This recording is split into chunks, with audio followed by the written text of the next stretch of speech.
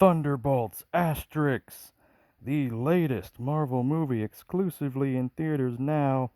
Non-spoiler review today. We're talking the positives and the negatives, and I will be doing a review of the Red Guardian Thunderbolts popcorn bucket later on, so be on the lookout for that. Alright, let's talk about it first. Positive of the film. The the relatable themes of this movie. At its core, this movie is about self worth, which is something we can all relate to one degree or another. And we all see ourselves as the heroes of our own story. So I think the Marvel team was really trying to make this a relatable thing. When you take a theme like that and you wrap it in a superhero movie, that's the kind of thing that makes for great superhero movies. And I think they did it here. I think this movie will be a surprise hit, perhaps. I think you will all find it relatable. That doesn't mean you're all going to love it, but you might like it. And for a team that maybe you didn't care about before, and that's always a good thing, right? On that same note, David Harbour's Red Guardian. I owe him an apology. I said his jokes in the trailer weren't doing it for me, and they weren't. But thankfully, they didn't ruin his best stuff in the trailer. He has so many lines and so many scenes that are hilarious in this movie. And I'm glad I ended up with his popcorn bucket because he was one of my favorites. On a personal negative note, strictly a me thing, I wanted more of him in the movie. That's how good he was. So, biggest negative, or not biggest negative, but a negative, not enough David Harbour Red Guardian.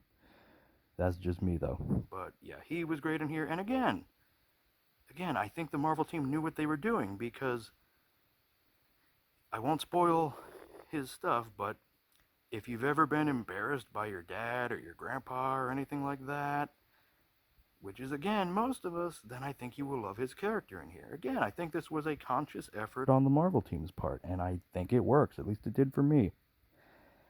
As for the humor, my theater was laughing out loud. Marvel is back, and the jokes were used sparingly. Thank goodness. No Thor Love and Thunder stuff. The emotional moments were allowed to breathe, and the humor, when they did sprinkle it in, felt earned and usually worked. So, good on them, man.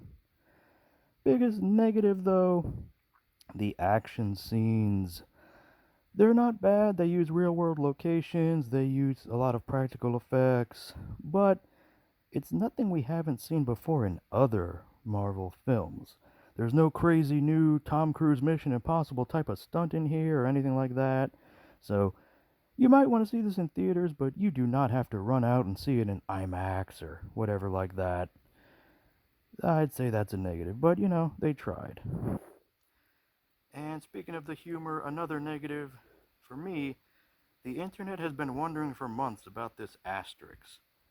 What does that asterisk mean? What are they going to turn this name into? What are they going to do with it? They do answer that, and I won't spoil what it is. But there were two opportunities for a great joke. One of which you'll know it when you hear it in the movie, and one of which you'll know it when you hear it in the second post-credits scene. They missed a great opportunity for a joke, or maybe they didn't miss it so much as they chose not to do it. They chose to treat it seriously.